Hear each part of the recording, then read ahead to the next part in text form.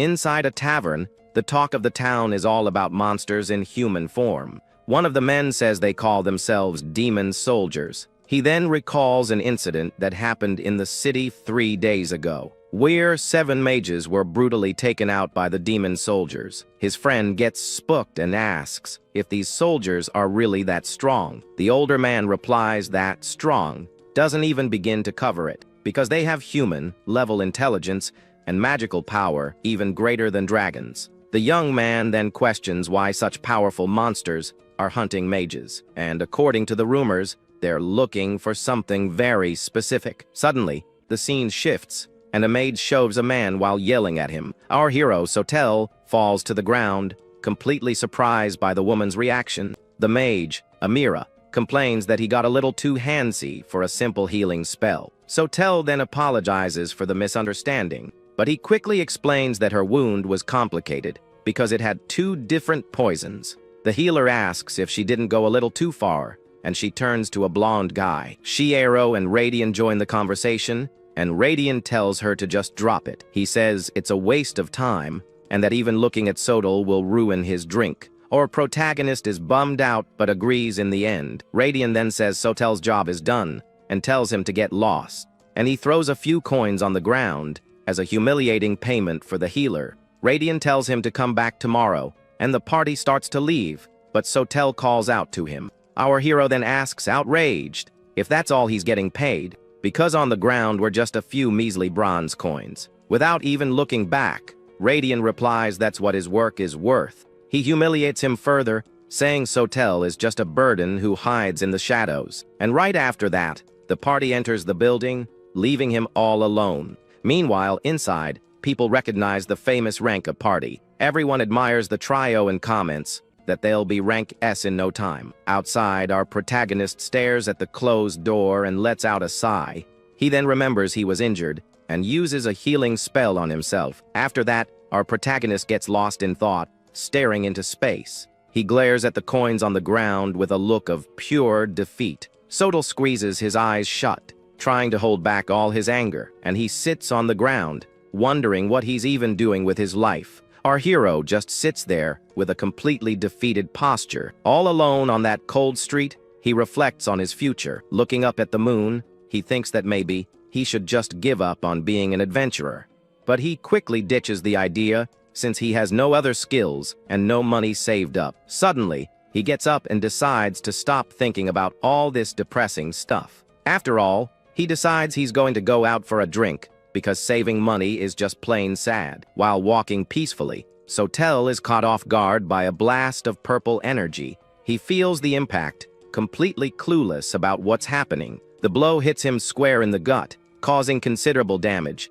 With wide eyes, our hero can't process the situation. He looks down and sees his abdomen is bleeding a lot. The confusion soon gives way to an expression of anger and determination. Seeing his hand covered in blood, he wonders what in the world this is.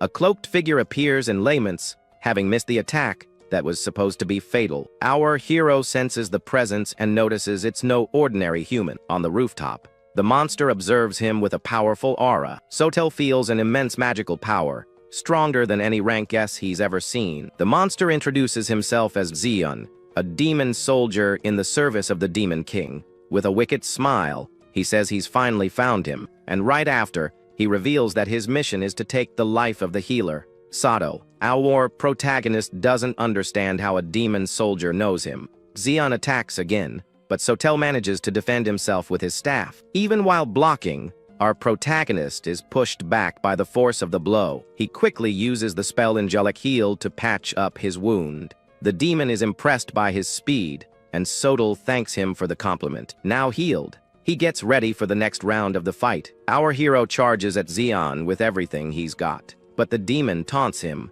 telling him to stop holding back. Sotel replies that he's not messing around, and realizes the monster really wants to end him. He doesn't get why, since he considers himself just a washed-up, rank F healer. Zeon is completely shocked by our protagonist's statement. The demon then asks if he really doesn't know the extent of his own power. Our protagonist is confused, and Zeon calls him a wasted treasure, and he reveals that he possesses a 1 in a 1,000-year ability. Suddenly, Xion attacks him by surprise, and Sotel screams, not understanding what's happening. The strike is too fast and hits our hero dead on. In the blink of an eye, Sotel's head is separated from his body. Xion explains that even incomplete, his power would become a threat in the future. Our protagonist is disoriented as his consciousness slowly fades. He sees his own body on the ground and wonders if he's really going to go out like this.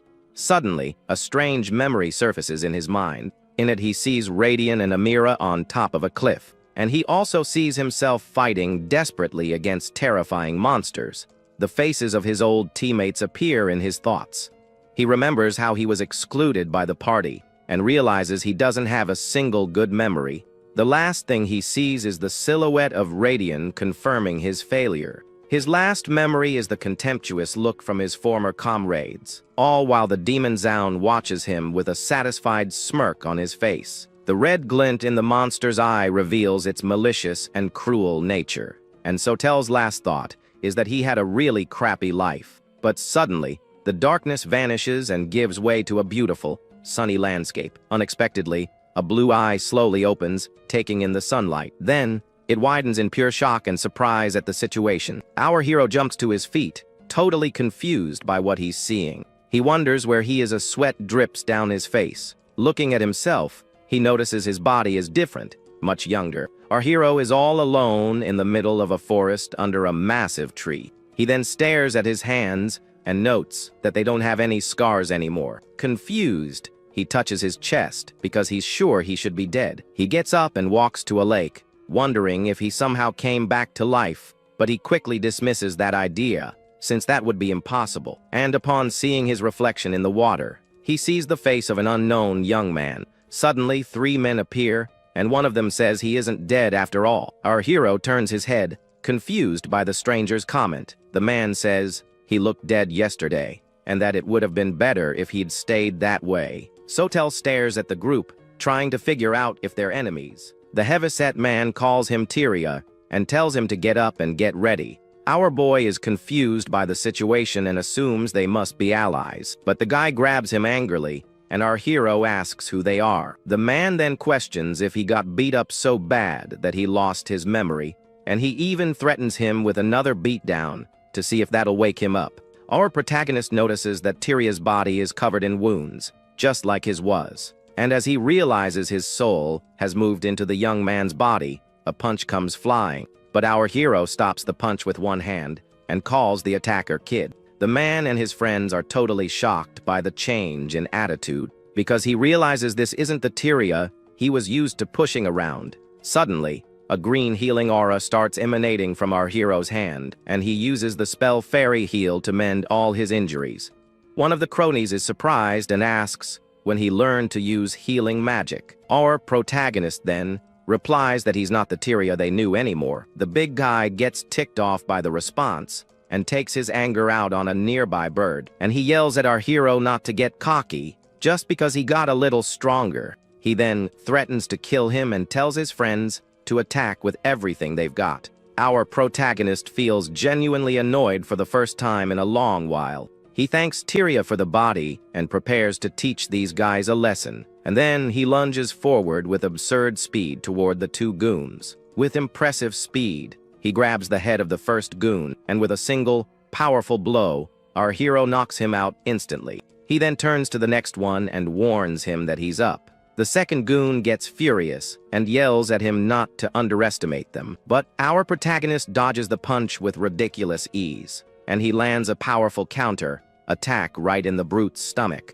The man is left gasping for air, and our hero comments that the hit wasn't half bad. The leader of the group is shocked, wondering what the heck is going on.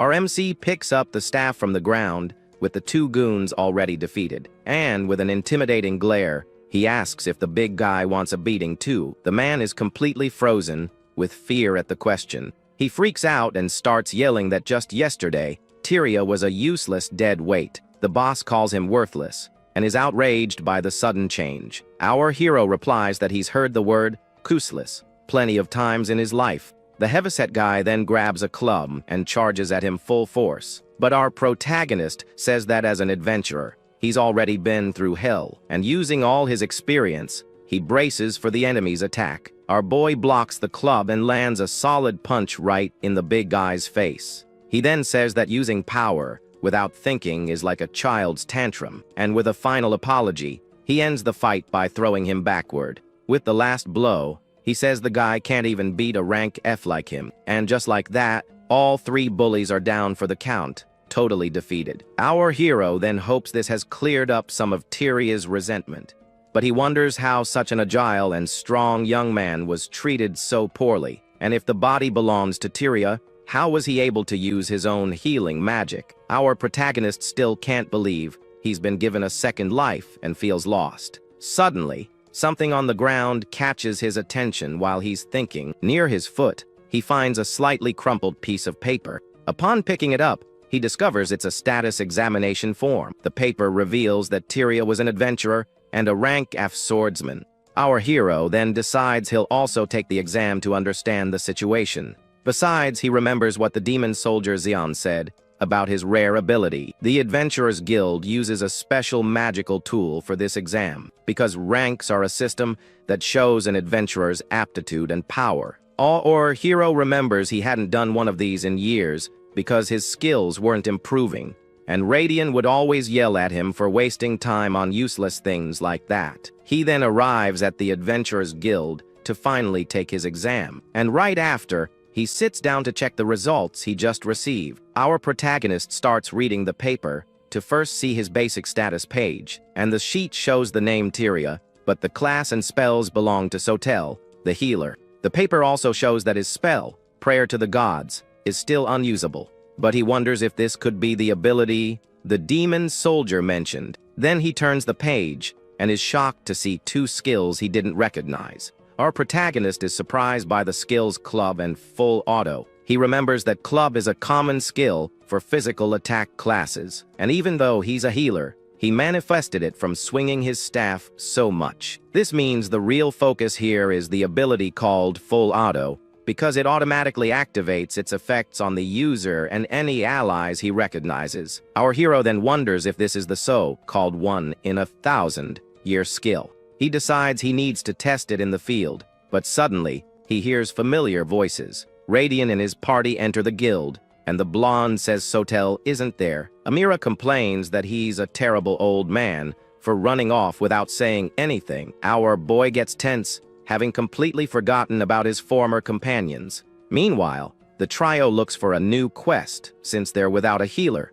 Shiero says it's not their problem, and Radian tells them to just pick a mission already. Suddenly, Radian turns around, annoyed, and asks what the kid wants. He tells our hero to scram, because they're not some circus attraction. Amira then tells Radian to just forget the old man and move on. She adds that he was useless anyway, and left them with this whole mess. Our protagonist just watches the group. Our hero is shocked, because he realizes that no one recognized him. He then turns his attention back to the paper in his hands, still processing everything. The sheet shows the name Tyria, but his healer class and rank F. He thinks about the three guys who are tormenting him when he woke up, and also about the other acquaintances who were at the Adventurers Guild. And finally, he remembers his former teammates. None of them realized he was Sotel, the party's former healer. This makes him think that maybe he can start his life over from scratch. For a long time, he was an adventurer who had given up on everything. He needed money, and for that, he humbled himself before people like them. Our protagonist remembers his crappy life with a bitter smile, but now, with a determined look, he decides to put an end to that past. He crumples the paper in his hand with force and conviction, and he stands up, ready to finally leave his old life behind. To test his new skills, he accepts a very simple mission. The task is rank E, and consists of eliminating 30 wolves from the forest. He uses the staff he picked up to defend against the creature's first attack, and with his eyes glowing, he prepares to use one of his new skills. Our hero then uses club and lands a devastating blow on the wolf. Another monster charges forward, and our boy gets ready for the next attack. With another clean hit, he finishes off the wolf and thinks about how good the skill is. Suddenly, he feels a surge of power and sees that Club has already leveled up to 2. And the party doesn't seem to be ending, as 3 more wolves emerge from the forest. With a confident smile, he prepares to test his full auto ability. Our hero then extends his hand and shouts the skill's name with all his might, but to his surprise, absolutely nothing happens, and he's left confused. One of the wolves takes advantage of the distraction and lunges at him. With no time to think, our boy reacts and lands a solid punch right in the mutt's face. He then wonders why the ability didn't activate, as he expected, but looking at the paper in his hand, he finally understands why. The skill activates automatically on him and any allies he recognizes by name. And to test his theory, he lets another wild wolf charge at him. The monster bites his arm hard, but our protagonist doesn't even flinch. And out of nowhere, the wolf's teeth shatter as if they'd bitten a rock. The creature is left with a broken jaw, crying out in pain from the result. He then realizes the skill is incredible, and with it, the damage he takes is almost zero. Our hero understands why the skill is a treasure, as it levels up faster. Now, everything makes sense, and he finally understands the demon soldier's motive. Because if he develops this ability, he could become infinitely stronger. The skill wasn't non-existent, he just didn't know he had it. And now he can start over. The ability had been active the whole time, but he simply didn't know it. And since he only ever faced strong opponents, he never felt its benefits. Now his body feels as light as a feather as the last wolf stares him down. He can see the creature's every move, as if it were in slow motion. Our hero understands that he'd been receiving the skill's benefits for a long time without noticing. And after the battle, the bodies of the wolves are scattered across the clearing. He then stares at the paper with the information about his new abilities, and he thinks that the full auto skill was something even the Demon King feared, but by a twist of fate, he came back to life and can now master this skill. With a dirty face, he promises to turn the tables and live this second life like a king. Back in the city, our boy walks the streets with a new purpose. He returns from the hunt carrying a huge, heavy sack on his back. The mission was to kill 30 wolves, but he got carried away and hunted triple that amount.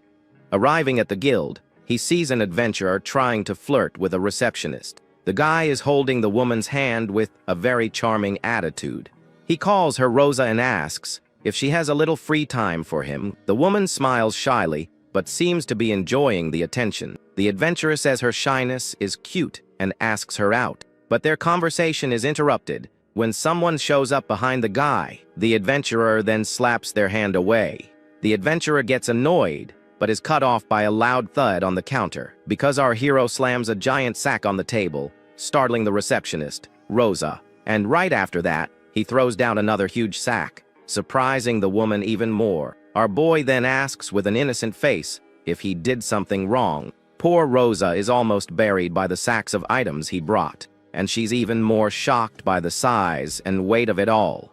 Our protagonist hands over the mission paper and says he's here to turn in the quest. The woman takes the paper and is shocked to read that the mission was for 30 wolves, and her jaw drops even further when she sees the amount of loot he brought back. He then apologizes and says he accidentally hunted a little extra. The adventurer who was watching him is speechless at the scene he just witnessed, because this rookie named Tyria seemed to have an incredible skill. Our hero asks if it's a problem, but Rosa excitedly cuts him off. She congratulates him on completing the mission and is happy with the result, and says that for a healer to bring in so much loot alone is impressive. Our boy feels a bit flustered by the compliment and just says thanks. Rosa says that at this rate, he'll be promoted to rank E or even D in no time. In his past life, he only ever received fake smiles, but now he feels refreshed, and with a smile on his face, he thinks about how being young is a really good thing.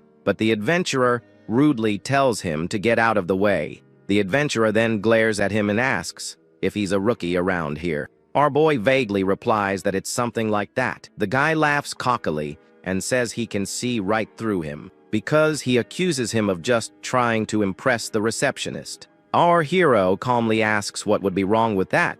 The adventurer then concludes that he just bought all those items somewhere. Our protagonist then questions what he would gain by doing that. The guy replies with a smug look that he's just a weakling, and he even brags, saying he always completes his missions solo. Rosa lets out a very forced laugh at the guy's pathetic display. Our boy finally gets it and realizes the guy has a crush on the woman. The adventurer provokes him to answer the accusation already. Calmly, our hero says he gathered everything with his own strength. The guy doubts it, since the wolves he hunted have resistance to magic. Our protagonist then says that unfortunately, he can't use attack magic, so he simply used his staff to take down all the wolves. The adventurer starts laughing, thinking it's all just a joke. He then says our hero is stronger than he looks, and grabs the sack.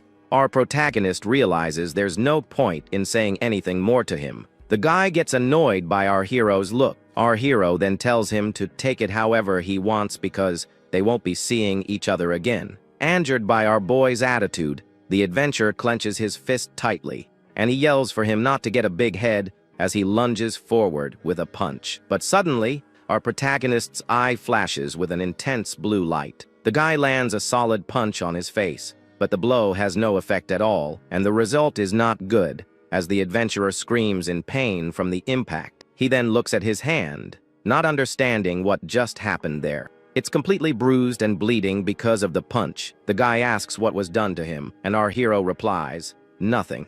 Our protagonist says he didn't do a thing, and that it was just his defense skill. And from the impact of the punch, his full auto ability levels up to 2. Thus, his self-healing and reflex enhancement also improve. The people around them comment that the injury looks pretty painful, and they even find the guy pathetic for getting beat up after starting the fight. The adventurer is filled with shame and anger over the whole situation, so he grabs his sword, ready for round 2 of the fight. He draws his weapon, completely determined to get revenge on our hero. Yelling that he'll never forgive him, he charges forward with a sword attack. Our protagonist calmly predicts the downward strike coming from the right, and he easily dodges the attack by just stepping to the side. The adventurer is shocked, not expecting him to dodge so easily. Even with an injured hand, he prepares for the next sword attack. Then he tries a horizontal slash from the left, but our hero predicts the move. Thanks to his skill,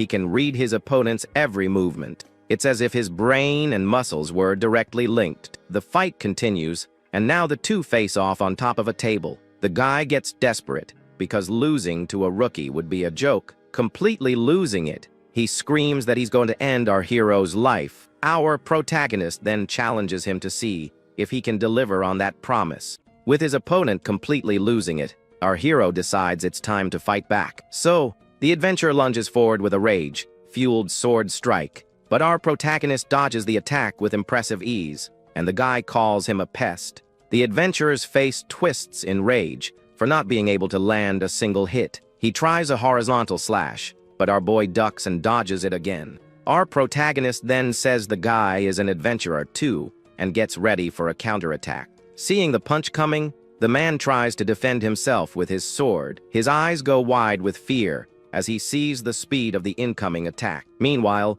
our hero stares him down with a serious look, his eyes glowing blue, and with a cold expression, he says it's nothing personal before striking. The adventurer attempts a desperate strike, but our guy shatters his guard. In a swift move, our protagonist grabs the guy's hand with absurd strength. The man is in complete shock, not believing what's happening. With a single move, our hero flings him away, his sword flying through the air, and to finish it off, he lands a powerful punch right in the adventurer's face. After the fight, our guy is a bit confused by the result of that punch. He looks at the staff he used in the blow and notices something strange. Our protagonist thinks he didn't use much force and wonders if another skill leveled up, but he finds out that's not it and suspects his rank might have gone up. And upon checking his stats, he sees he went from an F rank healer to an E rank. The punch sends the adventurer's mug flying, and it shatters on the floor, splashing booze everywhere. Then, his sword clatters to the ground, and the fight finally comes to an end. The guy's friends are just standing there, jaws dropped, not believing the beatdown he just took. The adventurer is left sitting on the floor, totally defeated, as our hero walks away. Our guy feels a little awkward with all the attention he's getting, so he turns to the fallen guy and asks if he's okay. The man looks up, still in shock from our protagonist's strength. Everyone in the guild, including Tyria and the other adventurers, is impressed by the scene. The loser's face turns red with shame and anger for being so humiliated. He struggles to his feet, still feeling the pain from the hits he took. And without a word, he and his buddies leave the guild with their tails between their legs.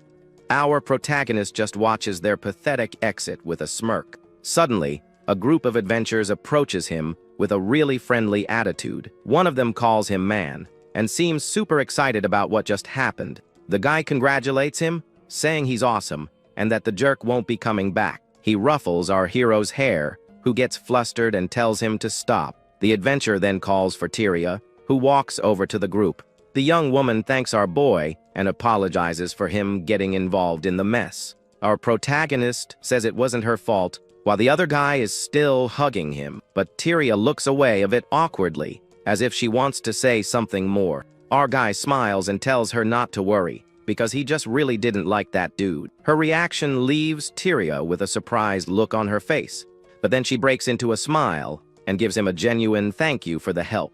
After the commotion, our hero says goodbye to the folks at the guild and goes on his way. He then walks alone through the city streets at dusk. He lets out a sigh of relief as he watches the sunset over the bustling city. Our protagonist strolls through the streets, thinking about everything that happened. He reflects that he was attacked, came back to life, and even did a solo mission, all in a single day, and with a slight smile on his face. He thinks about how insane all of it was, but despite all the craziness, he admits he had a lot of fun. He remembers that for decades his skills never improved, and he was a total failure. However, now he reaches his hand out to the sun, feeling this new opportunity. Living a new life in this body might not be such a bad idea after all. And with that in mind, he decides he can head to the city of Baldaria. He remembers the last time he was there was about 3 months ago. And it's not a fond memory, since he was thrown into a monster nest. His old companions pushed him in there just for kicks. Back then,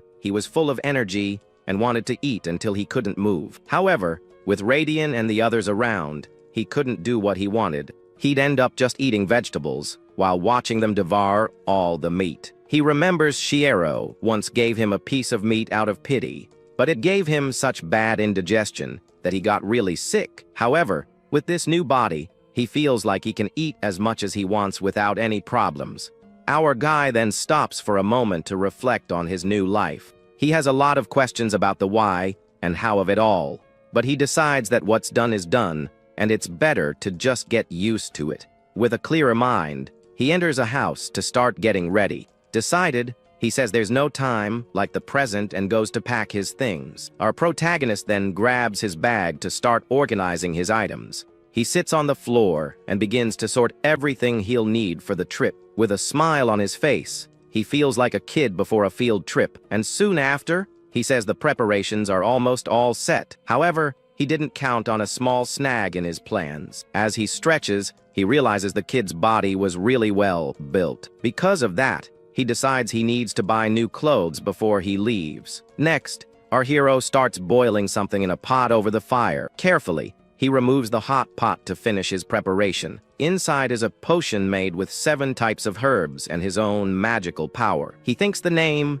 Toxic, is a bit over the top and wonders who came up with it. Despite the weird color, he guarantees the potion's effectiveness is the real deal. But suddenly, the front door is busted open with absurd force. Our hero whips around, startled by the noise and the debris flying everywhere, and with a shocked expression, he wonders, what in the world was that? Suddenly, a little white wolf jumps on our hero, catching him by surprise. The little guy knocks him to the ground and stays on top of him, all excited and happy. With its tongue out, the little wolf barks cheerfully at the young man. He's confused and wonders where on earth that puppy came from. Just then, a sinister fog appears out of nowhere, and our boy protects the animal. This fog transforms into a red monster with very sharp claws. The reflection of the fearsome creature appears in the protagonist's eye, leaving him shocked. He's thrown back by the beast's aura and wonders if it's real. The monster stares down the young man,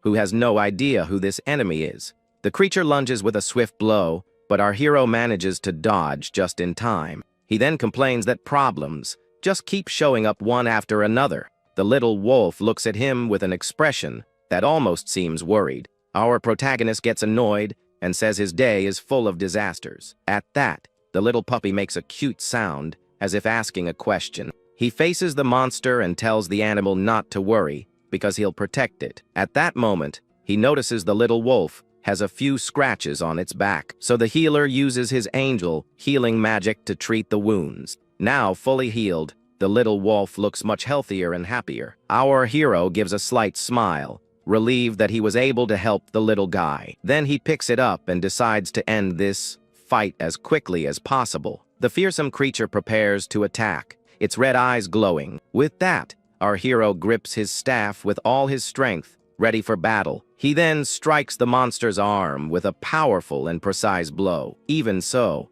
the enemy's strength pushes him back along with the little wolf. Our boy becomes thoughtful as he notices something strange about the beast's attack. The shadowy creature advances again, its tentacles ready to strike. Annoyed, he complains that the monster is wrecking his house like it owns the place, and with a shout, he lands a devastating blow right in the middle of the creature. The young man swiftly dodges another of the shadowy foe's attacks. The monster's body dissipates a bit from the staff's impact, but the fog creature quickly regenerates, returning to its original form. With a determined look, our protagonist prepares to continue the fight. He thinks that if he keeps this up, he'll eventually run out of energy. The hero complains that this whole situation is quite problematic as he defends himself, but as he blocks a blow, he feels something odd about the enemy's strength. The monster attacks once more, but our boy manages to defend himself. His eyes focus on the battle as he starts to understand what's going on. A memory of the blow's impact makes him realize the truth about the monster.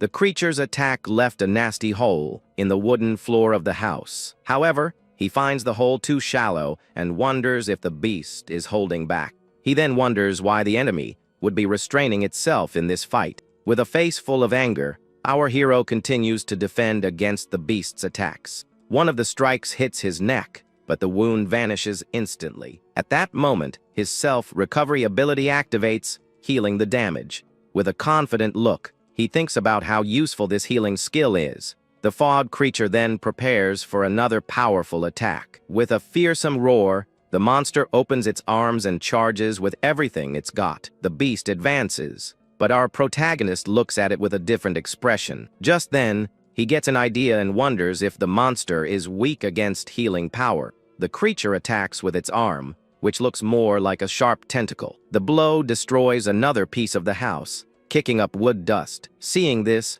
our hero prepares to finally test his new theory. He decides he won't waste time thinking, and will find out through action. So the young man uses his fairy healing magic directly on the monster. The creature screams in pain as the healing magic deals an absurd amount of damage to it. With a victorious smile, our protagonist realizes he hit the mark. The monster retreats, feeling the power of the holy magic searing its body. Seeing the enemy's weakness, the young man advances with his staff ready to strike. He then starts using his fairy healing repeatedly on the enemy without stopping, and with one last healing blow, he prepares to end the fight for good. He keeps attacking the beast with his healing magic relentlessly. Our hero focuses all his energy into the staff for the final blow. With a determined shout, he says that this will end it once and for all. Then he jumps and uses his angel healing with all his might against the enemy. The monster faces the attack, its red eyes wide with surprise. With the impact of the magic, the creature's body breaks apart into several pieces. And so, the fight comes to an end with our protagonist standing victorious. But he's a little confused, as he sees no trace of the enemy. Our boy then opens the door and looks outside to see if everything is okay. He finds it very strange that the monster didn't leave any remains behind, and he thinks it's the first time in decades he's seen a monster weak to healing. After checking everything, he goes back inside, still thoughtful. The young man puts a hand on his head, feeling a bit dizzy and tired. Then he wonders if he might have used too much mana in the fight. But suddenly, he feels a strange sensation coming from the boy's body. His full auto skill levels up, and he finds its growth rate to be way too fast. With that, he wonders if the boy, Tyria, had something special about him. At that moment, he turns and sees the little wolf staring at him intently. The little guy seems to be in a guarded stance, suspicious of what happened. So our hero approaches and tells the animal not to be so defensive. With a calm gesture, he holds out his hand and says that everything is fine now. Unexpectedly, the little wolf lunges forward and swats our hero's hand away. The young man is left completely confused as the animal stares at him seriously. To his surprise, the white wolf speaks and asks if he isn't Tyria. The animal then asks where Tyria is and why he has that appearance. Completely in shock, our protagonist can't believe the puppy just talked. A status screen appears, revealing that his skills have leveled up. Filled with anger, the wolf bares its teeth and demands to know what he did to Tyria. The healer then asks if Tyria was perhaps the owner of this body. The animal seems to understand the situation and readies its sharp claws. Full of fury, the wolf accuses him of simply stealing its friend's body. The young man quickly tries to explain, denying that he did that to the boy, but the animal doesn't listen and lunges at him with all its fury. Now the two face off, creating incredible tension, and the wolf is ready to pounce. Our hero yells as the white wolf leaps toward him to attack. Without hesitation, the creature bites the young man's arm with considerable force. Even with the bite, he maintains a serious and focused look on the situation. The wolf stops for a moment, looking very confused by the result of its attack. The animal keeps biting his arm, but it doesn't seem to have any effect. The healer then asks what happened all of a sudden. Since the bite didn't hurt, the wolf stops its attack and complains that its stomach hurts. Our hero is confused and wonders if it still had some injury. But in reality, the little guy was just hungry and asking for food. The healer then gives an awkward smile upon understanding the situation. With that, he serves the potion he prepared, and the wolf devours it instantly. The young man watches the animal eat with a very suspicious look. The little wolf is amazed by the taste and says, "It's overflowing with power." Our boy finds that very suspicious, as the animal started speaking more clearly, so he asks if dogs can have that kind of soup. The animal replies that it's not a dog, so there's no problem. The young man keeps staring at the beast with a look of disbelief. He then comments on the wolf's dog-like appearance, which it ignores. Then our hero says, the animal bit him quite a bit earlier. The wolf apologizes and says it didn't realize he was complete. The young man doesn't understand what that means, but the animal says he'll find out soon. With a thoughtful look, he decides to ask the little wolf another question. He then asks why the animal was with Tyria's body. The wolf explains that Tyria was a child chosen for some reason. The creature says it had the mission to care for and protect the boy. Our hero then says it should be panicking because Tyria is already gone. The wolf nods in agreement and says that what he said is true. It then smiles and says that must have been the boy's destiny. Our hero says that Tyria was 18 years old and that what happened is a shame. Therefore, the creature says its mission now is to guide our protagonist. The young man gets a bit tired of hearing that same story again. He then changes the subject and asks what that monster from before was. After all, he had never seen a fog creature that was weak to healing magic. The wolf then replies that, to be honest, it doesn't know much either. It only remembers being suddenly attacked when it went out to look for Tyria. The healer gets stressed out because demons and strange monsters have appeared. The creature then looks at him and asks if he happens to know about the demons. At this, the wolf gets serious and wonders if they've finally started to make their move. The animal stays silent for a while, making our hero very curious. The young man sighs and says that if it's not going to talk, then just forget it. With that, he picks the little wolf up in a very clumsy way. The healer carries it to the door and says it can go home now. He then reveals that he's going to start a journey the next morning. The young man says it's none of its business where he's going, as it's his new life. But the wolf refuses and says it will accompany him on this journey anyway. After all, it says that if it doesn't, it won't be able to face Tyria later. Our hero says he doesn't need a guardian, as he's too old for that. But the wolf insists it needs to stay by his side, especially if the demons have made a move. Then the creature starts to glow and says, it's surprisingly useful when it wants to be. Our boy is shocked by the light, and the animal says it hasn't properly introduced itself yet. It reveals itself as Gracia of the Sky Messenger's clan and carries him into the air. Our hero gives a somewhat forced smile at the whole unexpected situation. His blue eye reflects the sky as he flies on the back of the giant creature. With that, the two fly through the skies at high speed, soaring over the entire city. Then he gets a view of a couple holding hands, walking down the street, and also of a guy dancing, and another one crouching to pick something up from the ground. Gracia then tells Sotel to use him if he has a goal for this journey, and with that, the two continue their flight through the city's skies toward the horizon. The healer becomes thoughtful at the word "kus," as he doesn't really like it. After all, that word reminds him of how he was used and betrayed in the past. He remembers his old companions and how he was cast aside by them, but he sees it as a contract where he receives benefits in exchange for being watched.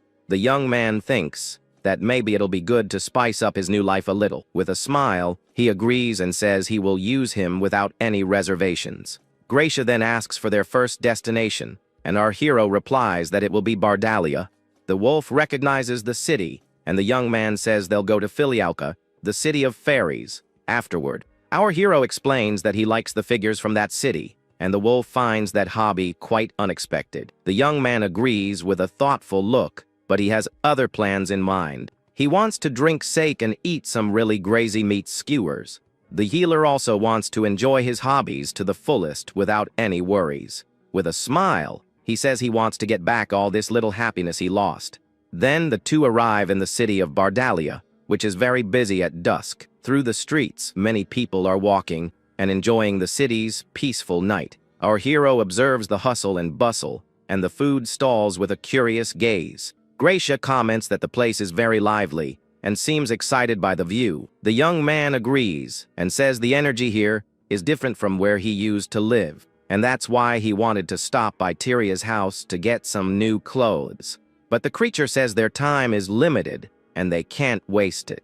The wolf suggests he use fur like it does, and the young man replies that he's unfortunately human. The creature then looks at him with a smile and asks why he's so grumpy. Just then, they arrive at a shop, and Gracia asks if this is where he wanted to go. The young man then opens the door and enters the establishment to do his shopping, but to his surprise, the place is dark, and he sees only one woman inside. The lady apologizes and informs him that the shop is temporarily closed for the day. Our hero is a bit surprised and disappointed by the unexpected news. With a sigh, he just nods and prepares to leave the place. The lady apologizes and says the shop won't be opening for a long time. Our hero is confused by the news and doesn't understand the reason for the closure. She then explains that the truth is they can no longer go to the animal pasture. That was a peaceful place where the creatures grazed freely, but now a dragon has settled in a cave right in the middle of the path. The young man is completely shocked and asks if she really said a dragon. The woman just confirms with a nod, her expression very sad and disheartened. With that, the two say their goodbyes and leave the shop without getting what they wanted. Gracia comments that not only was it a dragon, but it was also a rare variant. The creature says our hero is unlucky to be stopped right at the start of his journey. The young man then clenches his fist tightly, showing his determination. With a confident look, he says that's why he's thinking of taking down the dragon. The wolf is shocked by the idea and asks if he's gone crazy. After all, even a normal dragon requires an A-rank party or higher to fight. But the healer shouts that it's human nature to want to take on impossible challenges. The creature looks at the young man with an expression of disbelief at his craziness. Gracia then asks if he has any chance of winning that fight. The young man says the dragon's specialty is poison, and that it's compatible with his healing, but he admits that its method of attack is still a big problem in the fight. He explains that its scales are harder than orichalcum, and Gracia notes his experience. Our hero reveals that a long time ago, he fought against dragons a few times, but he only remembers being treated like a shield and having some terrible times. The creature gets confused and wonders about this long time ago. The young man laughs and says he's much older than he looks. Then, he admits the odds are against him if he attacks the way he is now. Gracia looks at him seriously as he says he needs weapons and equipment. That's why he wants to get some armor, and the wolf has no objection. With their plan set, The two then arrive at a weapons shop in the city. Our hero enters the place, and a bald shopkeeper greets him with a welcome. The healer says he's going to hunt a dragon and asks if he has any weapons for it. The man is very surprised by the request and repeats the word dragon. With a mocking smile, he tells the boy to forget it and go play with his little dog. Gracia gets furious, but our hero calms him down and apologizes for his temper. The young man then tells him not to worry, as he has plenty of money. With that, he throws a heavy bag full of coins onto the counter. The shopkeeper stares at the bag of money with an expression of pure surprise. Then he opens the bag carefully, while the little wolf watches him angrily. The bald man is completely shocked to see the amount of money in there. To his surprise, the bag was packed with dozens of gold coins. In disbelief, he picks up one of the coins to make sure it's real. The gold coin shines brightly in the shopkeeper's hand, much to our hero's surprise. With that, his attitude changes, and he says the young man should have said so sooner. The man quickly recommends a staff made from a spirit tree over 100 years old. Our boy laughs and thinks it was a great idea to hunt monsters. The shopkeeper continues showing off various other pieces of equipment with a big smile, but the young man's gaze focuses on something, and the man carefully picks up a sword. His blue eyes sparkle as he sees the weapon, which gleams with a strong, golden light. The healer then takes the sword, and the shopkeeper praises him for his good taste in choosing it. He then explains that the weapon is made from a rare, or called atherast. The sword emanates a blue aura, and its magical conductivity is very high. The shopkeeper then asks where he's from, as he's never seen him around before. He notes that the young man is well dressed, and that even his dog has a dignified air about it. At that, our hero says he'll buy it, and Gracia asks if he knows how to use a sword. The young man replies that, to tell the truth, he's never held a weapon like that before. He remembers that swords were Radiant's specialty, but he thinks it looks really cool. Seeing that, Gracia says it's his money, and he can do what he wants with it.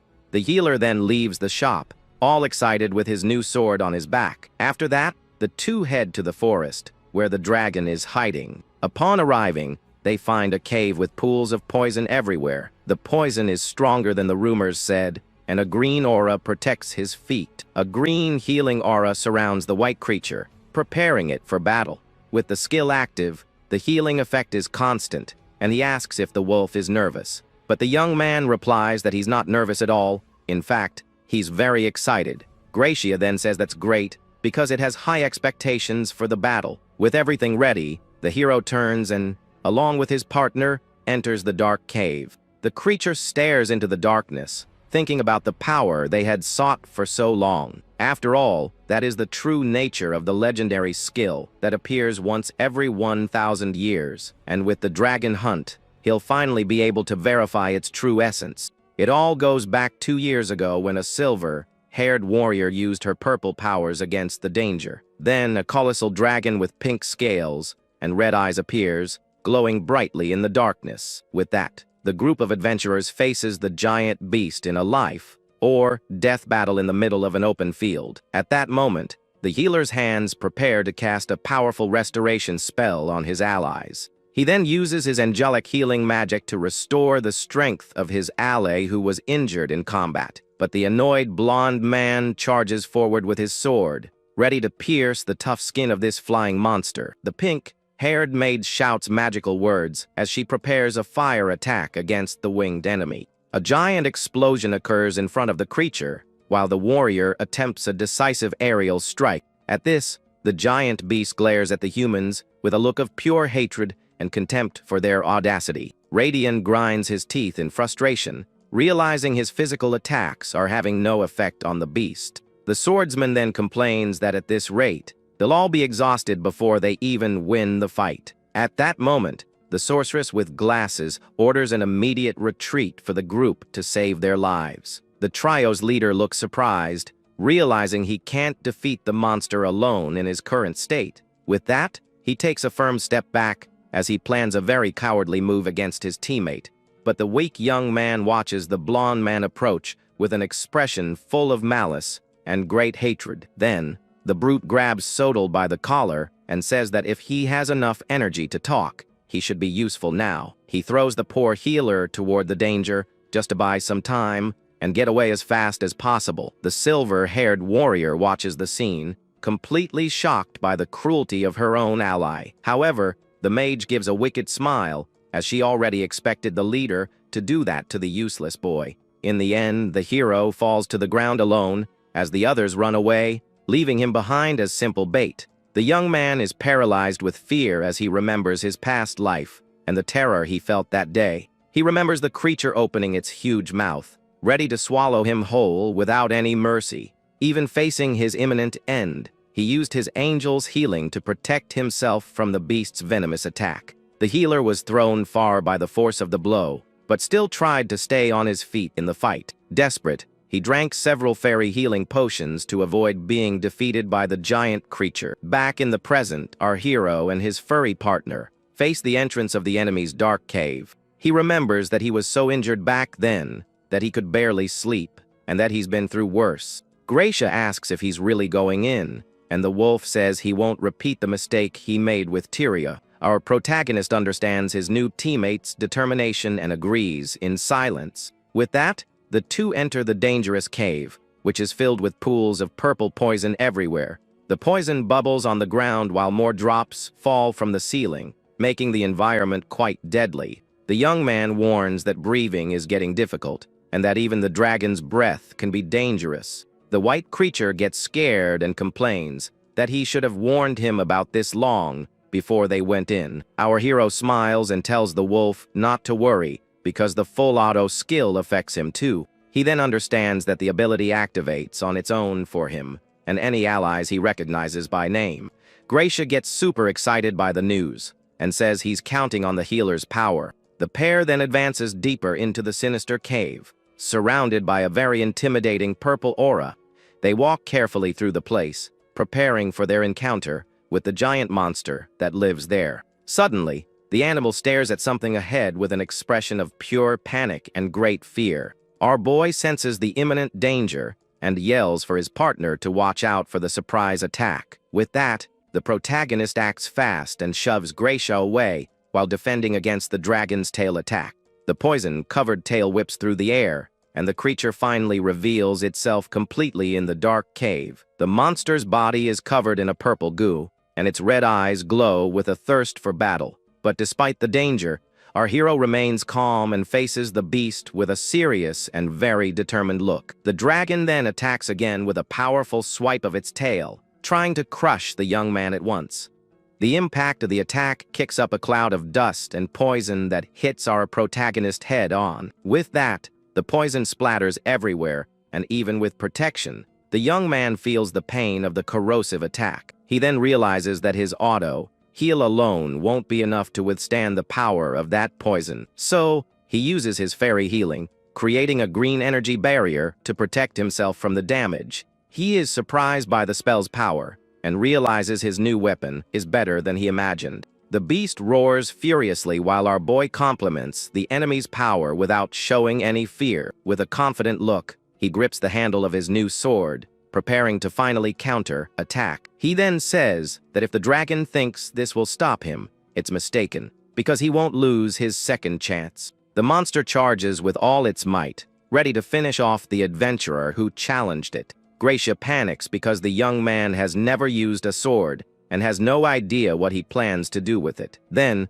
our hero wields the sword still in its sheath, as if it were a large wooden club. He uses his club's skill and lands a blow on the dragon's head with the sheathed sword. The little wolf is completely shocked by the scene, not expecting such a bizarre move from his partner. The blow has no effect, and the beast roars as the young man admits his plan didn't work out so well. The wolf yells that it's a sword and he needs to unsheath it, and our hero laughs and agrees with him. Then, the dragon opens its enormous mouth to launch another one of its poisonous attacks. With that, the slimy beast unleashes a blast of green venom toward our hero. Even so, the young man faces the attack head-on with a serious and determined look. The venom hits him squarely, completely enveloping him in a toxic and deadly cloud. At that moment, Gracia panics and shouts his partner's name, fearing the worst. The entire cave is covered in a thick green smoke, with no sign of the protagonist. But to the little wolf's relief,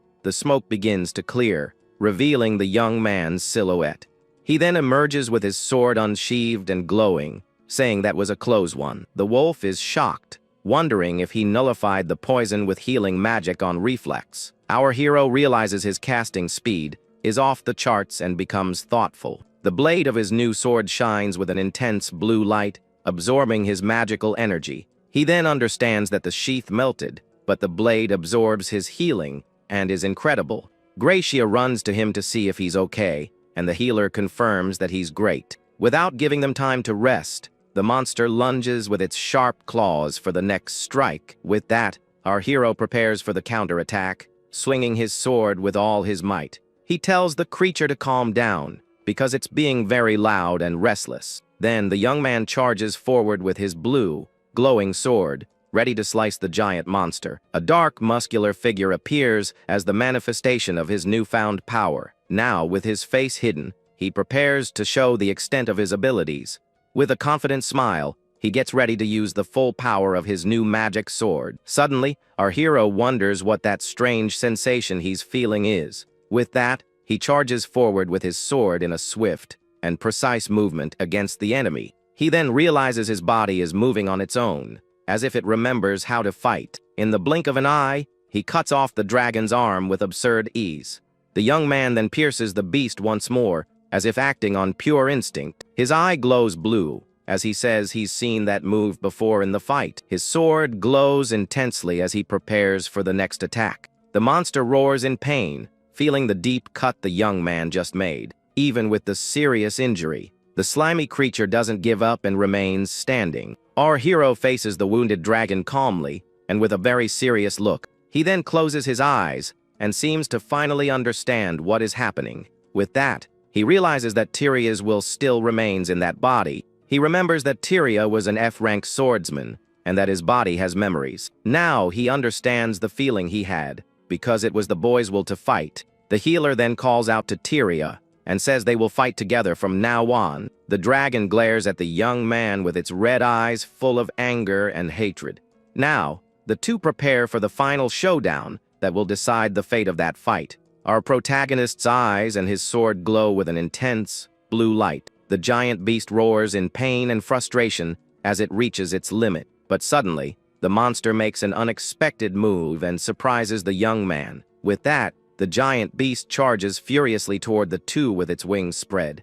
But the little wolf seems to have a very bold and sneaky plan in mind. Suddenly, the dragon turns and tries to escape by flying far away from the battle. Gracia then bites the monster's tail and is carried along in its escape. The creature flies out of the cave at high speed with the hero's partner. It soars into the open sky, while our protagonist watches everything from the ground. The monster continues its desperate escape through the skies of that region. The wolf gets furious because the dragon is treating him like a simple animal. He then uses the barrel on his back to force open the enemy's mouth. Baring its teeth, the white creature shows that it's not messing around. With that, the giant beast lets go of the little wolf, who falls toward the ground. Our hero watches everything from below, not knowing what to do in that situation. Gracia then shouts his partner's name, asking for quick help. He calls him to battle and tells him they should go all out against the creature. Our protagonist then mounts his partner in mid-air with a perfect jump. Now together, they will show that the sky doesn't just belong to the dragon. The young man laughs and uses his healing on the wolf, who hates being called a dog. Gracia reveals himself to be a sky farer and charges ahead at full speed. The duo flies, and the healer attacks the winged monster with an aerial strike.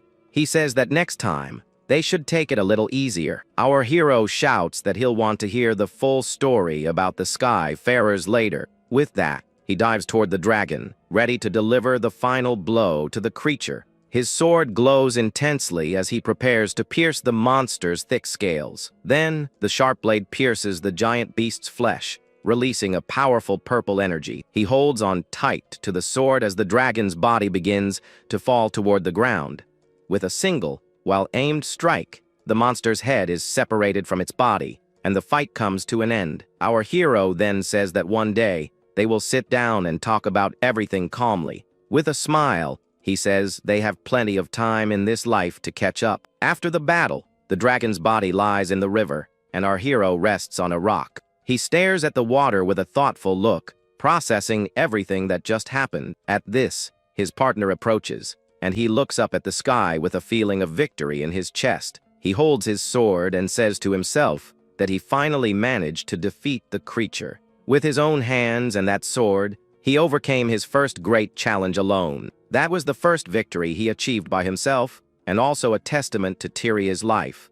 The young man who passed away beside him is still etched into that body in his memories. With this in mind, he grips the sword's hilt with strength and determination. Our protagonist then says he needs to value this new chance and the boy's memory. He is no longer a burden or a dead weight, because now he has managed to defeat a dragon on his own. Gracia then asks if they are leaving already, and our hero confirms with a serious look. He says that from now on, he will keep growing to clear away his regrets and Tyria's. With the victory, his full auto skill levels up, improving all of his stats at once. At this, his partner Gracia looks at him, satisfied with the outcome of the fight. The young man still feels Tyria's presence by his side, as if they were connected by the battle. The wolf then calls his old friend's name, with a tone of regret in his voice. He admits that he was wrong and that's why he lost Tyria, but now he can't make the same mistakes again. Therefore, he promises to guide our hero, so that together they can fulfill the young swordsman's will. With a determined look, the creature says that to do so, he also needs to prepare for the future. The scene then changes to the city of Balderia, where night falls peacefully over the houses. From above, a mysterious cloaked figure observes the city with a very sinister blue crystal ball. In the sphere, he sees the image of our hero and his partner after their victory against the dragon. The strange being says that for a human, the young man is quite impressive, but still not enough. With a single gesture, he shatters the crystal sphere into many pieces very coldly. The figure then sits on a rooftop, observing the city with a malevolent gaze. He reveals his red eyes and a sinister smile, saying the young man has annoyed him. Meanwhile, the night continues peacefully in the city, with stars shining in the purple sky. The scene changes again, and now we see the sign of a bustling tavern full of people. Inside, our hero and his partner are sitting at a table, enjoying the place. The shop lady thanks them for defeating the dragon and saving her business. The young man is eating peacefully when he notices his partner is also eating at the table. He then tells the lady not to worry, as he did it simply because he wanted to. In the tavern, the owner thanks the young man and the white wolf for accepting the job so kindly. She mentions that the dragon has been defeated and the local livestock survived, despite losing a lot of weight. With a sigh, the woman confesses she was ready to close the restaurant because no one would accept her quest before. The young adventurer continues eating and comments that it would be a huge waste to close a place as good as this one. The owner then thanks him from the bottom of her heart and looks at the hero with a great sense of gratitude. But she soon asks them to come back in the future because they haven't seen everything the establishment has to offer. Smiling, the dark-haired man replies that he will definitely be back, as he's eager to try more of the house specials. The atmosphere in the place is very friendly as other customers enjoy a relaxing evening in the quiet village. At that moment, the young man devours another piece of meat and realizes his appetite seems to have no end. He reflects that being young is truly the best thing in the world as he hears his furry partner call him loudly. With that, the white animal is delighted with the roasted meat and hastily asks for more food at the table. But the protagonist hands over another plate and warns the little wolf not to overdo it during their dinner. The inn remains very lively as the travelers finish their meal to soon continue on their journey across the world. Shortly after, the pair departs on their mount and crosses the fields under the moonlight, passing by a calm river. The healer asks if their next destination is indeed the fairy city called Filialka to see a famous major event. It's a magic performance where a dancer performs incredible moves in the middle of a packed arena. But the furry beast questions the point of watching magic tricks that serve no useful purpose. With a smile, the hero tells him not to say that, because he'll surely end up liking it when he sees it up close. Suddenly, a sharp spear flies through the air at high speed, passing very close to the two friends' faces.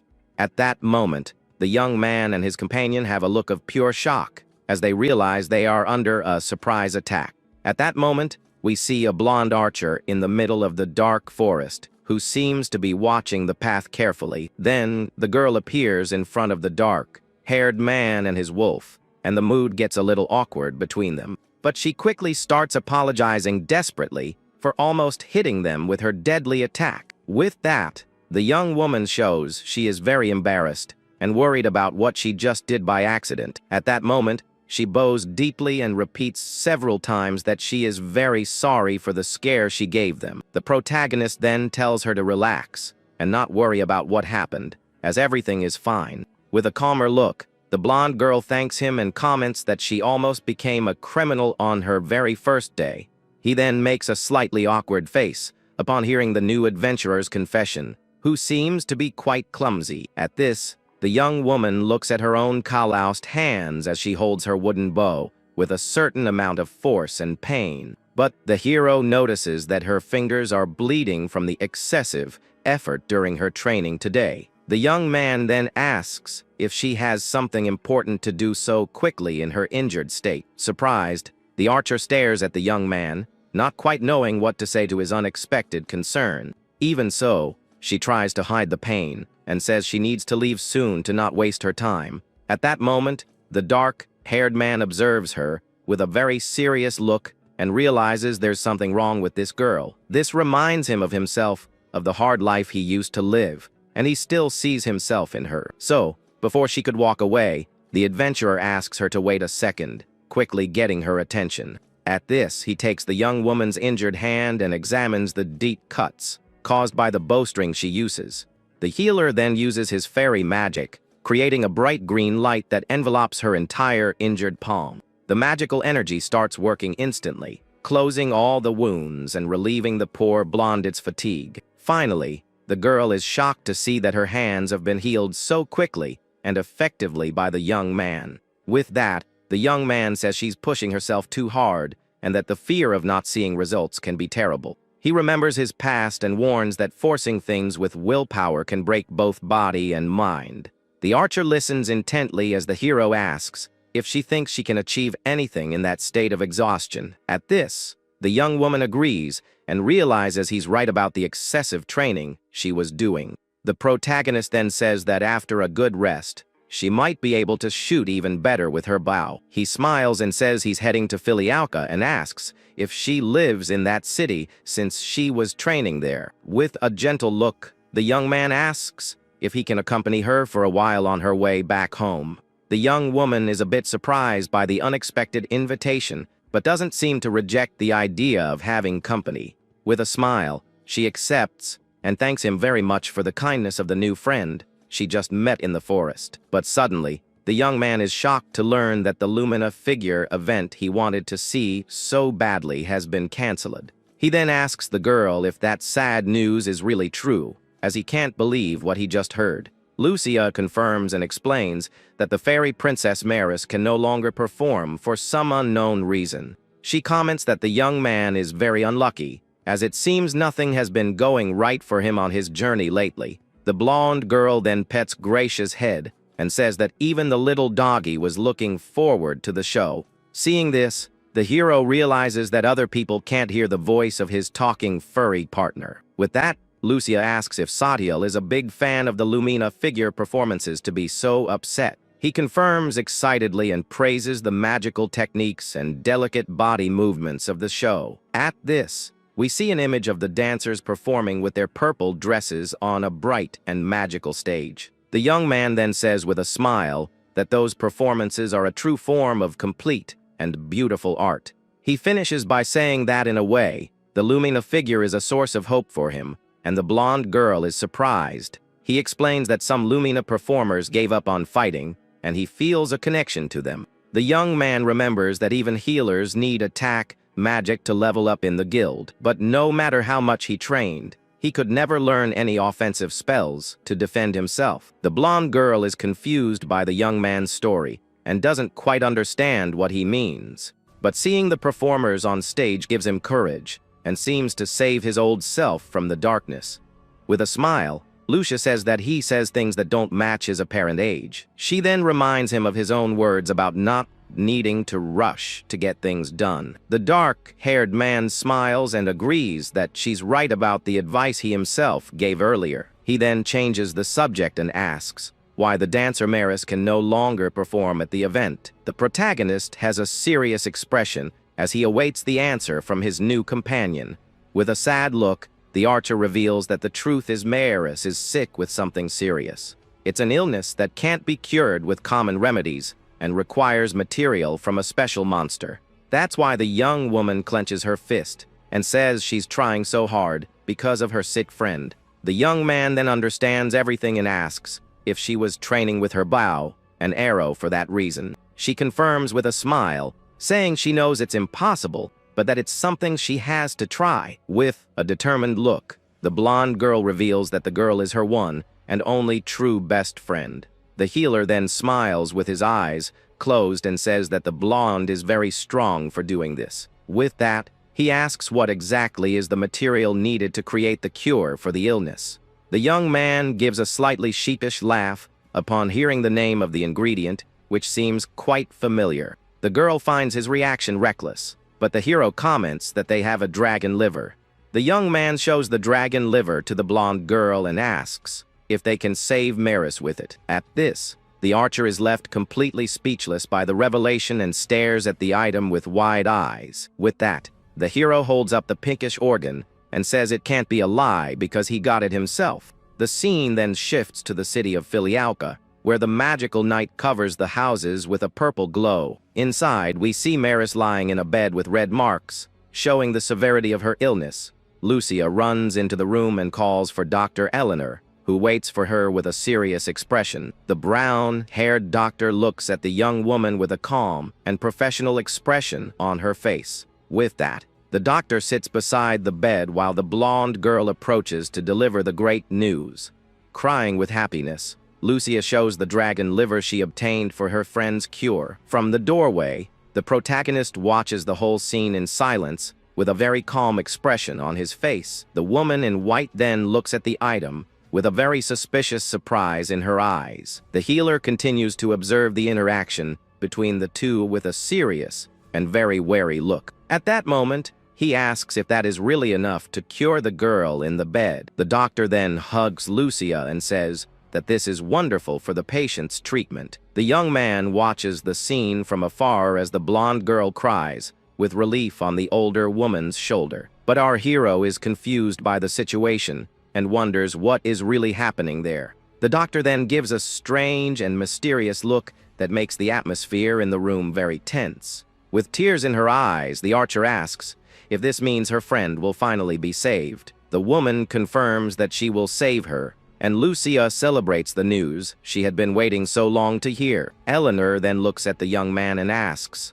if he was the one who brought the item, and he says it was a coincidence. The doctor gives a suspicious smile and says she understands the situation clearly. With a serious look, the protagonist simply replies that it was very lucky. Suddenly, he feels a strange energy, and his eyes widen in shock. He then wonders why his full auto skill activated, even when he wasn't in combat. At this, the woman's movements seem slow, and he questions if it's the enhanced focus. A dark figure with glowing red eyes suddenly appears in his mind. He has a vision of a giant skeleton as the doctor says she will prepare the medicine. The young man then approaches her with an expression of pure suspicion and tension. With that, the adventurer is on high alert as he feels something is very wrong. Lucia notices his attitude and calls his name with a concerned expression. She tells him not to worry because Dr. Eleanor is very trustworthy in the city. The blonde girl explains that even the children take her medicine and call her a mage. The healer hears the story and comments that it is indeed impressive. Then the bedroom door closes, and the atmosphere inside becomes much heavier. Our hero wonders what that sense of danger he felt a moment ago was. The doctor returns with another patient, and the archer asks if it's what she thinks it is. At this, the woman shows a vial with a red and very shiny potion in her hand. She says with a smile that if the sick girl drinks it, she will recover instantly. The marks of the illness are still visible on poor Maris's face and neck, but the young man interrupts and says he wants to ask something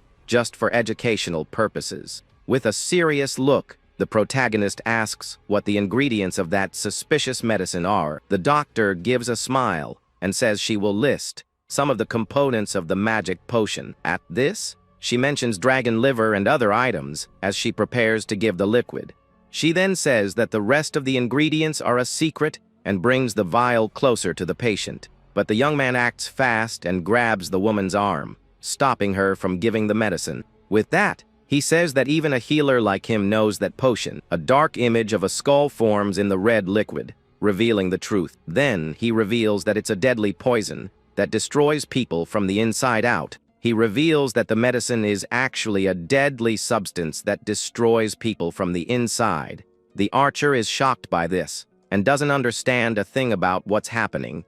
The woman then gives a wicked smile and asks what he could possibly be talking about. At that moment, the blonde turns to the hero and asks what he meant by that. But the fake doctor just shows a sinister smile, revealing her true intentions. With the vial in her hand, she says that if the boy is so curious about the medicine, she says he should try it on himself to find out what the potion really does. The archer is paralyzed with fear, unable to react to the woman's sudden attack. But our hero acts fast and pushes his new friend away from the imminent danger. As a result, the liquid ends up splashing on the healer's face, and he feels the pain instantly. The girl desperately screams her new friend's name when she sees what happened to him. The poison begins to spread through the young man's body, and he feels its effects immediately. Dark marks spread quickly across his body as he tries to resist. Then he uses his angelic heal magic to get rid of the poison that hit him. A blue aura surrounds his body, and in seconds, he's fully recovered from the attack. Seeing this, the doctor gets furious and yells that this is why she can't stand healers. She then tries to escape, but his canine partner appears to block her path. The wolf leaps toward the woman and growls that he won't let her get away. The creature then bites the villain's arm hard to stop her from escaping.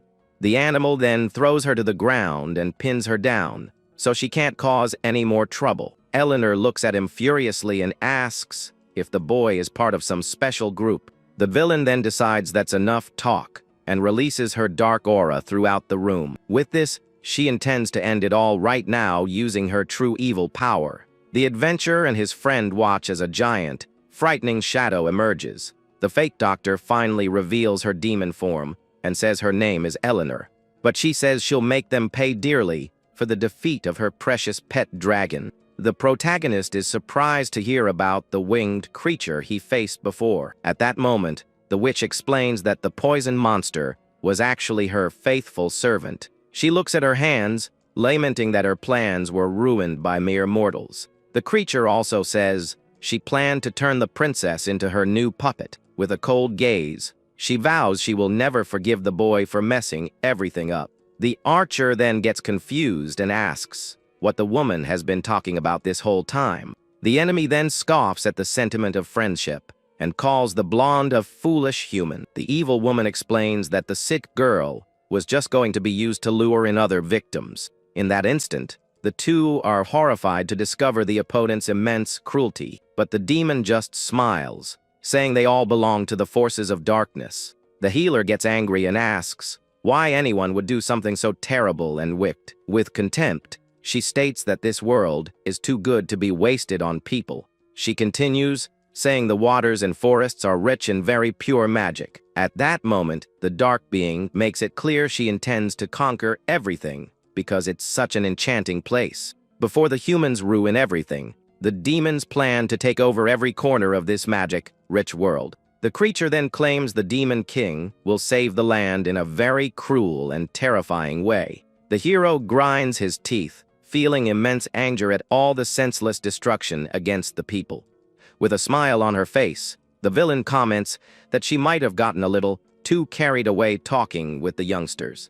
So she decides to end the chat and begins preparing a very powerful magic strike against the group. The young adventurer is thrown backward by the impact of the dark energy that hits the area, but the witch doesn't stop and summons a giant water spirit to finish off her opponents once and for all. In that instant, the protagonist grips his staff tightly and prepares to use his attack technique. He spins the weapon, creating a blue aura as he bravely charges toward the giant liquid monster. From the impact, the elemental spirit starts to come apart, losing its original form after the powerful blow. Seeing the enemy stagger, the warrior realizes the attack is working very well against the threat. He then notices that to defeat the creature, he needs to destroy the core hidden inside the water. Finding the weak spot, the boy focuses all his attention on the small, glowing sphere that is floating. Quickly, the hero lands a direct hit, trying to pierce through the creature's body to end it all, but the monster regenerates quickly,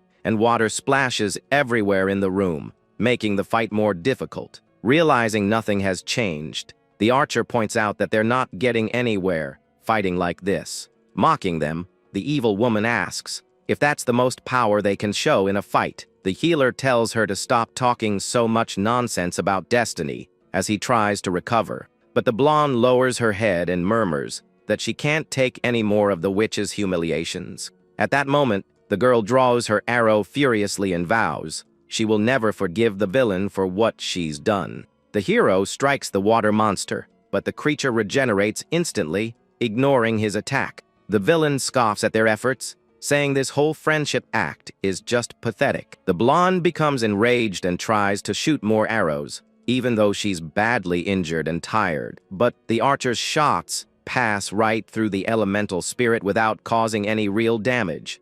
At that moment, the young warrior shouts for his friend to calm down and keep a level head. But she retorts in despair, feeling she doesn't have the strength to defeat the evil witch. Then the boy walks over to her and says, "That's enough of all this yelling in the middle of a fight." He explains that panic clouds your focus and hides the true nature of things. The girl listens to his words carefully and slowly starts to control her breathing. The healer then says she already knows what to do and just needs to trust her instincts. In that instant, the young woman's vision changes, and she starts to see beyond the creature's body. The water spirit reveals a bright, red core right in the center of its liquid structure. With perfect posture, the archer aims her bow with a precision that seems supernatural. At that moment, her eyes close for a second to feel the direction of the wind. She then opens her eyes with unshakable determination, focusing only on her main target. The blonde draws the bowstring with all her soul, and a green energy starts to emanate from her. The monster roars, but its weak point is completely exposed for the girl's final attack. With clarity, the warrior states that she can finally see where she needs to hit to win. She lets out a deep breath and concentrates every drop of her magic into that single sharp tip. Then the arrow of light shoots forward at high speed, tearing through the air toward the enemy's core. The water spirit charges forward fiercely, but the arrow hits its target dead on, destabilizing the creature. With the impact, the elemental monster explodes into 1,000 pieces and begins to completely dissolve in the room. The villain watches the scene with wide eyes, unable to believe her servant was defeated so easily. The giant's liquid body then dissolves into the air, leaving the witch completely unprotected in the fight. The archer and the evil woman stare each other down as silence fills the room for a few moments. Then the hero smiles proudly and says his partner's shot was truly incredible and right on the mark.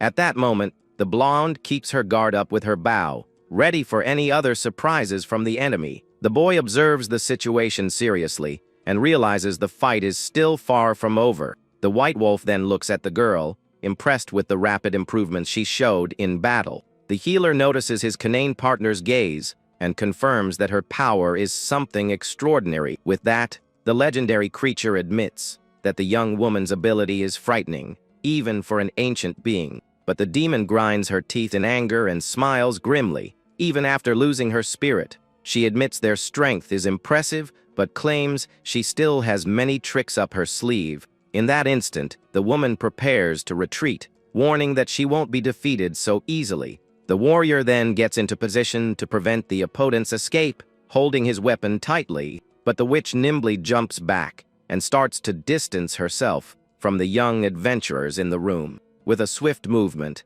she crosses her arms and activates a purple magic circle to protect herself from an attack. The evil woman conjures a dark cloud and escapes through the ceiling while mocking everyone there. The canine yells that she's getting away and calls for the boy to get on his back so they can start the chase. At that moment, the protagonist's face shows surprise as he notices something strange happening. He then realizes that if the villain escapes now, the young Maris will be lost forever. At that moment, the boy explains that to save the princess, he needs to take the core from the witch herself. The archer then grabs the wolf's tail tightly, asking the group to wait a second before leaving, but the blonde begs to go with them, wanting to help save her best friend at all costs. The hero looks at her, surprised, but quickly agrees, saying she can indeed join them in the pursuit. In that instant, the adventurer extends his hand and pulls the girl up onto the large, furry animal.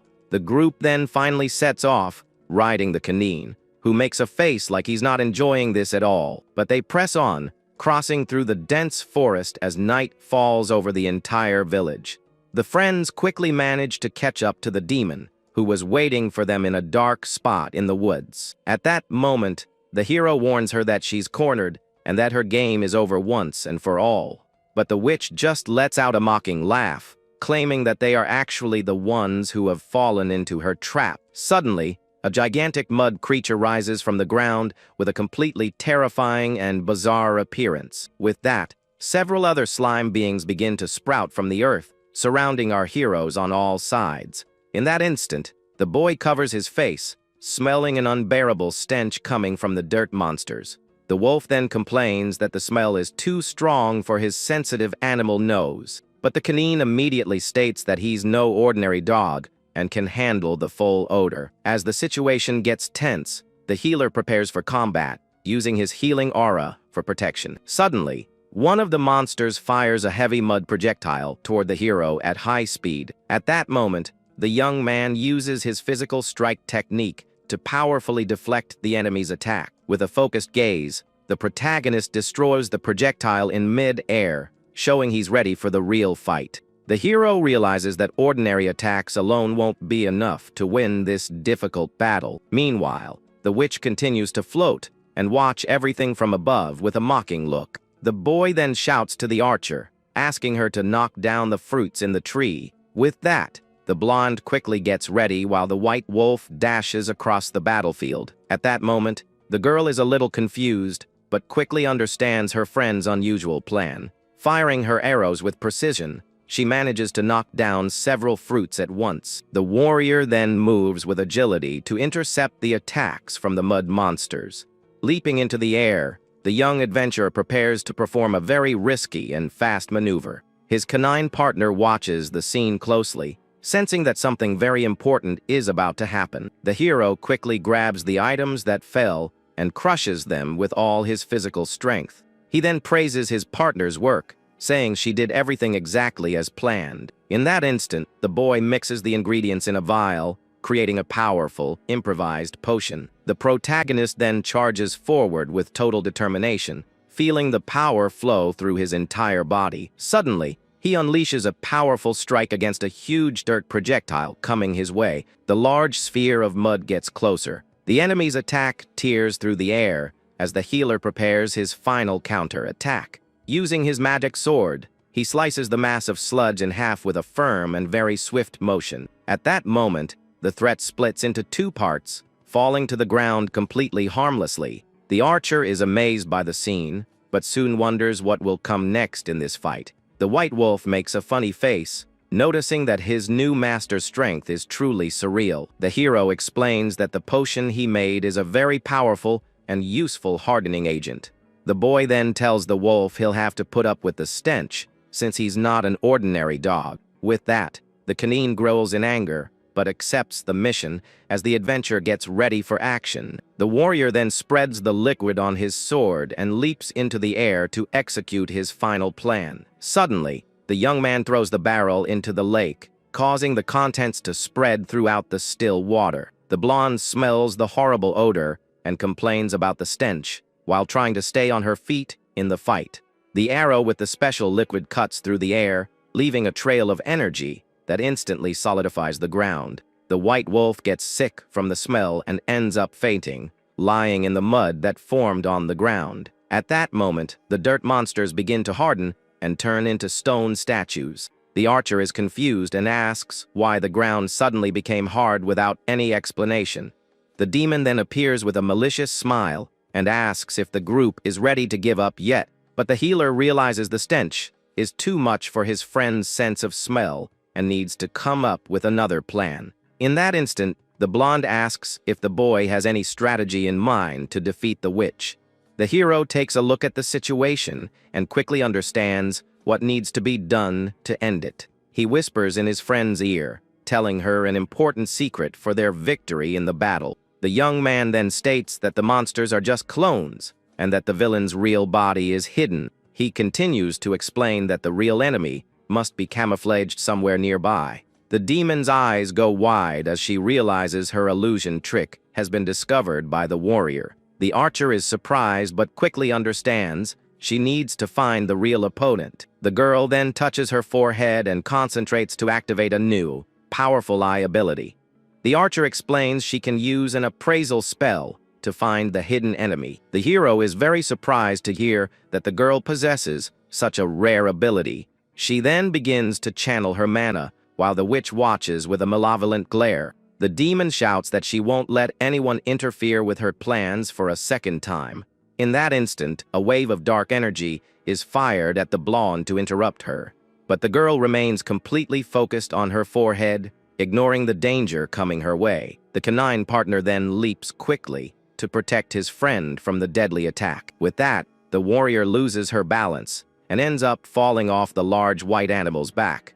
But she quickly recovers and gets back into her fighting position, mounting the wolf again. The villain becomes furious and tells the adventurers to stop moving around so much on the battlefield. Meanwhile, the protagonist expertly uses his staff to deflect the mud projectiles. At that moment, the archer continues to concentrate. Even while feeling the pressure of the battle, she presses her head as she tries to stabilize her special vision magic. The wolf asks if the girl isn't finished yet, as the situation is getting quite dangerous. The girl then apologizes, saying her casting speed is very slow. Suddenly, the magic works and reveals information about all the beings in the area. The hero focuses his blue eyes and notices the magic web is mapping every living thing there. He dodges a swift attack while waiting for the signal from his new combat ally. The spell then marks the real Eleanor among the many bizarre mud clones. The young woman is shocked, as she has never seen her own ability work so well before. The blonde activates her appraisal magic to expose the exact location where the real enemy is hiding. A green aura then surrounds her body as she realizes this power is coming from her healer friend. The protagonist is surprised to see the intense glow emanating from his ally at that very moment. With her enhanced vision, she finally locates the central core hidden in the middle of all the mud. Sensing the danger, the demon screams that she will not allow them to interfere with her evil plans. But the boy acts quickly, launching himself through the obstacles to clear a path for the final attack. He then leaps into the air, aiming directly for the weak spot the archer just revealed to everyone. Using his physical technique, the warrior delivers a crushing blow against the monster's glowing crystal. With the direct hit, the core shatters, and the entire mud structure begins to crumble instantly. The fragments then scatter across the battlefield as the witch's magic loses all its power. A purple energy explosion follows, signaling that the spirit has been defeated for good. The villain grinds her teeth in pure rage for being outmatched by mere humans in such a direct fight. The adventurer keeps his gaze fixed on her, showing he has no intention of giving her a second to rest. Cornered, the creature of darkness floats over the swamp. Realizing her situation is desperate, she glares at the group as she thinks about what she can do to get out of there. But the wolf warns that this time, she won't be able to run away to anywhere in the world. Consumed by hatred, the opponent prepares to unleash an even more sinister form of her hidden power. With no other choice, the demon says she'll have to go all out to survive. At that moment, her nails grow into sharp claws, covered in a dark, shadowy smoke. The evil woman then uses her own blood to activate a forbidden ritual and boost her combat strength. The hero is surprised to see the witch's transformation and realizes the ritual is serious. With her powers amplified, the demon begins to feel the side effects of the forbidden magic. In that instant, the woman screams in pain as an aura of blood and shadows completely surrounds her. The canine partner is startled by the scene and warns the young adventurer to be careful of the attack. Suddenly, a barrage of sharp claws is fired at the group at extremely high speed, but the boy doesn't flinch and blocks the blow with his staff, showing his incredible resilience. The protagonist feels the heavy impact, but manages to stand his ground without taking a single step back in the fight. He then jumps back and prepares for a counter attack as the villain charges forward with everything she's got. With her red eyes glowing, the enemy shows her sharp fangs and her killer instinct. The warrior then shouts that she shouldn't underestimate him because he's much stronger than he looks. The two then exchange fierce blows in a deadly dance that echoes throughout the dark forest. The healer warns that brute force isn't everything, and that strategy is the key to defeating anyone. He ducks to dodge an attack and prepares to use one of his most secret abilities. With that, a sphere of red energy is created in his hands, containing immense healing power. The boy uses his angelic heal to purify the evil essence of the core he picked up earlier. He explains that it's the true heart of a mud golem, and that it can be purified. At that moment, a bright green aura surrounds the red sphere, transforming its energy into light. The young man then throws the purified core at the demon, who watches him with astonishment and fear. The sphere of light hits the witch head-on, causing unbearable pain in her demonic body. The villain screams in desperation as she feels the sacred power burn her skin and purify her evil soul. The hero explains that her body now regenerates, but he's going to use that against her. With that, he says that the moment she lost her reason, the fight was already decided.